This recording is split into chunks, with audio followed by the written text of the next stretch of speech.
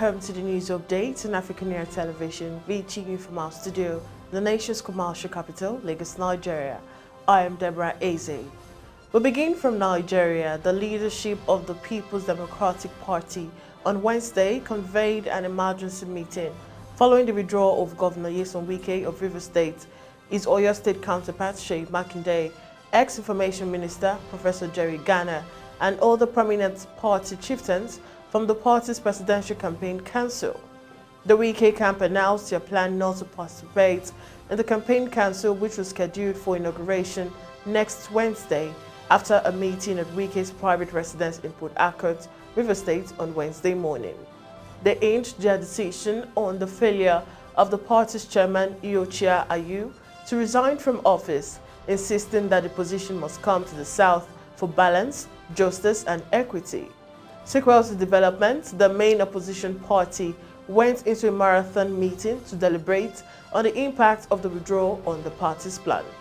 Reacting to the withdrawal from his campaign council on Wednesday, Atiku, in a statement he personally signed, reiterated his decision not to interfere in the demands for Ayu removal. He therefore appealed to the party members to join his drive to lead the country and rebuild the nation. Atiku also urged the party members that announced the withdrawal from his campaign council to have a rethink. And now moving on, the federal government total debt and contingent liabilities have hit 60.9 trillion naira, even as the figure could balloon to near 65 trillion naira before the end of this year, as President Muhammad Buhari-led administration scrambles for any available funds to survive the current financial squeeze before its expiration in May next year. The federal government's debt obligation stood at 35.7 trillion naira as of June. The amount does not include the central bank's lingering overdraft, estimated at 20.6 trillion naira at the last count. Besides, the government's contingent liability to different institutions and projects stood at 4.6 trillion naira at the close of last year. The figure is projected to reach 4.98 trillion naira at the end of the year and jump by as much as 50% to 7.52 trillion naira next year, when the current administration will leave office. Meanwhile, both the federal and state governments are piling on more local debts as international credit lines become increasingly inaccessible or unaffordable. Recent data point to a remarkable shift of preference for local debt. Added to this new trend, states are slipping faster into indebtedness than the federal government, as suggested in a review of data by the Debt Management Office, that is, the DMO. Their total debt stock expanded by 11.6% in the first half of the year, as against the combined growth of 8.3% in the sovereign debt. President Buhari, in another request, as read by Lawan, also sought Senate's approval on the issuance of 18.623 billion naira for Kebbi. The president in the letter said payment of 18.623 billion naira to the Yobe state government would help the state to offset all monies expended on the execution of 5 different federal roads projects in the state. The president sought expeditious consideration of the request.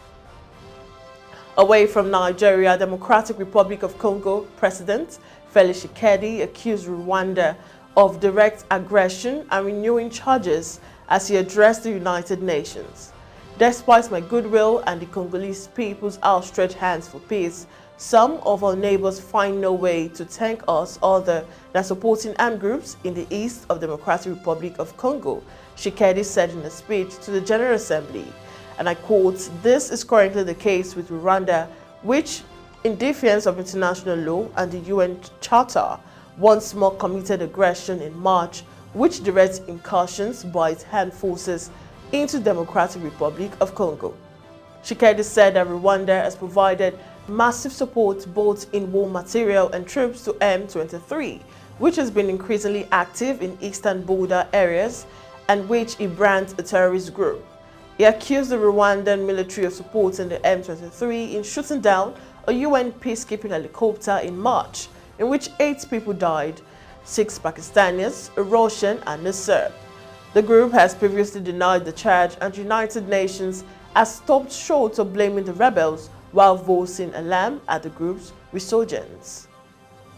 Meanwhile, at least 19 people were killed in a flare-up of fighting between nomadic herders and sedentary farmers in South Chad last week, authorities said. Deadly intercommunal conflicts are relatively frequent in Chad, mainly between herders and local farmers who accuse them of grazing animals on their farmland. Chad, a regional power and ally of the West against Islamist militants in West Africa, has been in turmoil since ex-President Idris Deby was killed on the front line against rebels in the north last year. The fighting started after farmers belonging to the Sarakaba ethnic group accused herders of destroying their sorghum crops, according to witnesses. Villages and fields were set on fire as terrified residents fled into surrounding bush. Now, similar intercommunal clashes in Moyanchari in February left around a dozen people dead. Still on the African scene, a Tunisian judge on Wednesday put off a terrorism hearing against the main opposition leader, Rachid Ghannouchi, until November, and he said he would not be held in pretrial detention. Police had questioned Ghannouchi for more than 12 hours overnight over accusations that he had helped Tunisians travel to Syria for jihad during the Islamic State crisis last decade. The 81-year-old head of Islamist Ennahda Party, who was also Speaker of the dissolved Parliament, has denied all the charges and said they are politically motivated. Ghannouchi was summoned to meet the terrorism police on Tuesday and questioned for 5 p.m. until 6 a.m. on Wednesday, his lawyer Samuel Delos said. He was also summoned on Monday and waited 12 hours before being told to go home. Ennahda has accused police of using the investigation to intimidate them because of the party's opposition to President Kais Saied seizure of broad powers and shutdown in July 2021 of the elected parliament. The police or other authorities have not publicly commented on the case, and Ghannouchi was also investigated earlier this summer regarding accusation of money laundering, which he denied. We go on a short break now, and when we come back, it's updates making the rounds on the foreign scene. Just stay with me.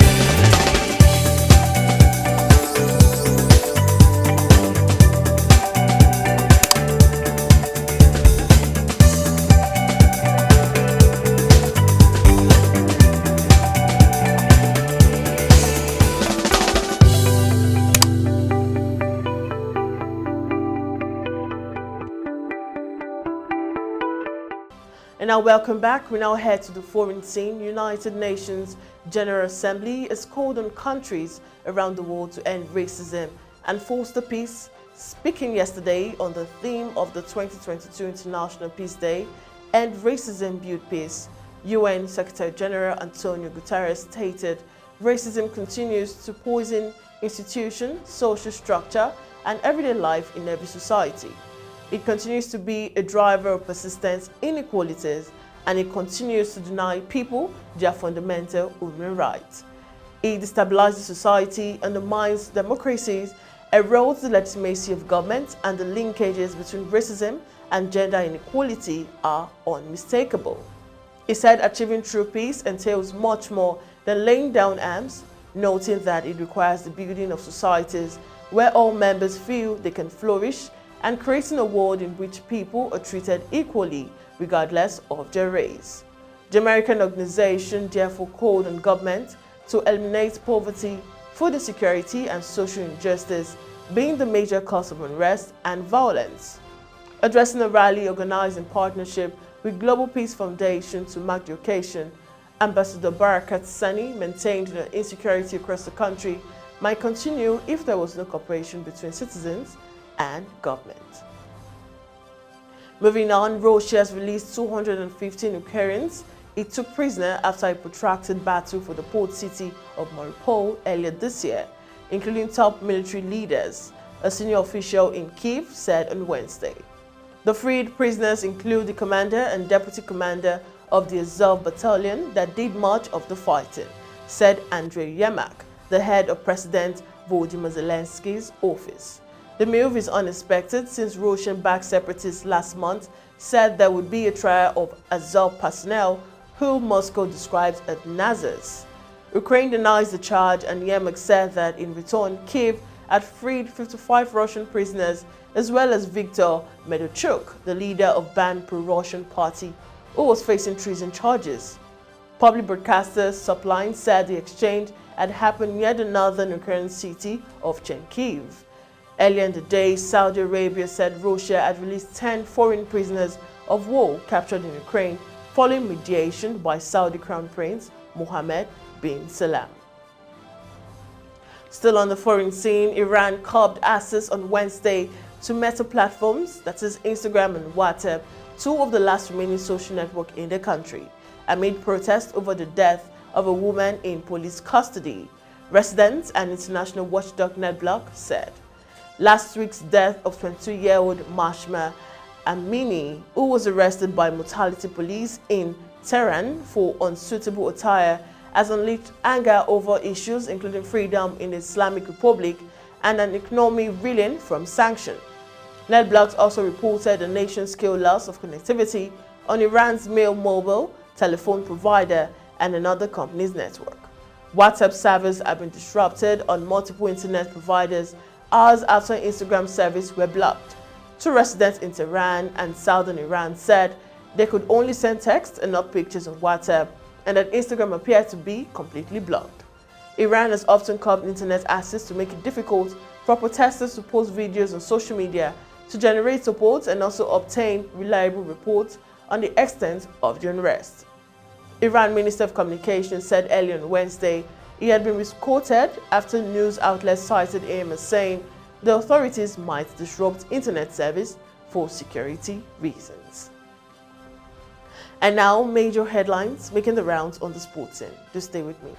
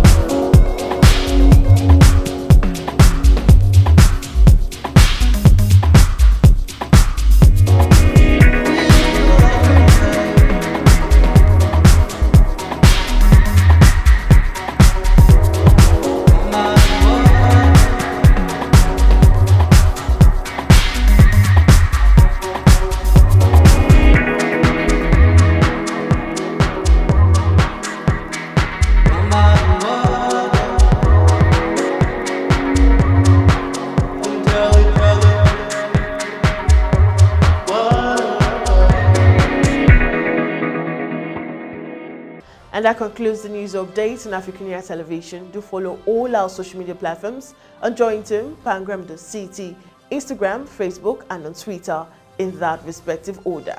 You can also link us up on www.africunia.tv for more updates on our respective programs. Once again, I am Deborah Ezeh. Bye for now.